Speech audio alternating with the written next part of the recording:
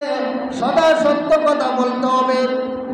আমরা যদি মিথ্যা কথা বলি তাহলে ফেস লাগবে, সমাজের মধ্যে ফেস লাগবে, একজন একজনের মাধ্যমে ঝগড়া সৃষ্টি হবে মিথ্যা বলার কারণে।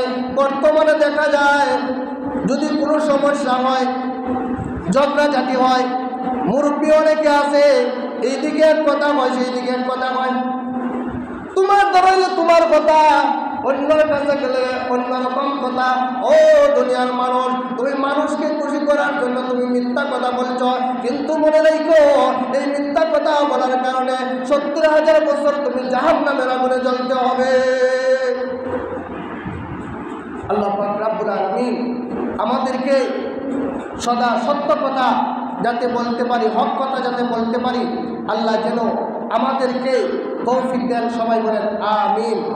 আর আমরা মসজিদে আইসা আমরা সুন্দর করে খালিস নিয়তে আমরা নামাজের শুরুতে বসবো, বর্তমানে নর্মভাবে পড়ব, যাতে আমরা দেখতেও সুন্দর লাগে। কারণ ফেরেশতারা বুঝলি ছবি তুলবা এমনি এমনি যাবে না, সব কিছু কিরামান কাতিবিন আছেন তারা লিখতেছে।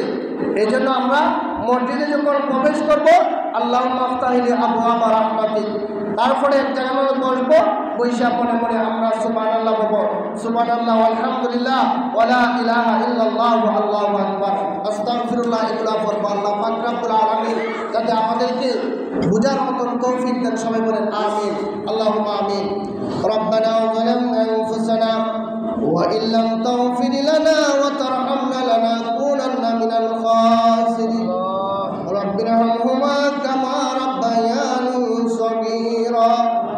রব্বুল আলামিন, ও আকাশের মালিক ও জমিনের মালিক আল্লাহ, আমাদেরকে মাফ করে দাও। গুনাহ করেছি, ভুল করেছি, অন্যায় করেছি আল্লাহ। এই জবান দ্বারা কত মিথ্যা কথা বলেছে আল্লাহ, আমাদেরকে সদা সত্য কথা বলার তৌফিক দান করে দাও আল্লাহ। আমাদের মাই বাবারে আল্লাহ তুমি মাফ করে দাও আল্লাহ, আমাদের বাচ্চারা তুমি মাফ করে দাও রব্বুল আলামিন। যাদের মাই বাবা অন্ধকার কবরে, তাদের কবরটারে জান্নাতের বাগিচা বানাই দাও রব্বুল আলামিন। যারা মসজিদের মধ্যে দান খয়রাত করে, দান খয়রাতকে কবুল আর মঞ্জুর ফরমাও রব্বুল আলামিন। আল্লাহ মসজিদের যত হাজত আছে আল্লাহ তুমি পূরণ করে দাও রব্বুল আলামিন। আল্লাহ মসজিদে মুসল্লি সভাপতি কেশিয়ার যারা আছে সবার নেক হায়াত বাড়াই দাও আল্লাহ। আমাকে সঠিকভাবে হক আদায় করার তৌফিক দান করে দাও, সঠিকভাবে মসজিদের দায়িত্ব পালন করার তৌফিক দান করে দাও রব্বুল আলামিন।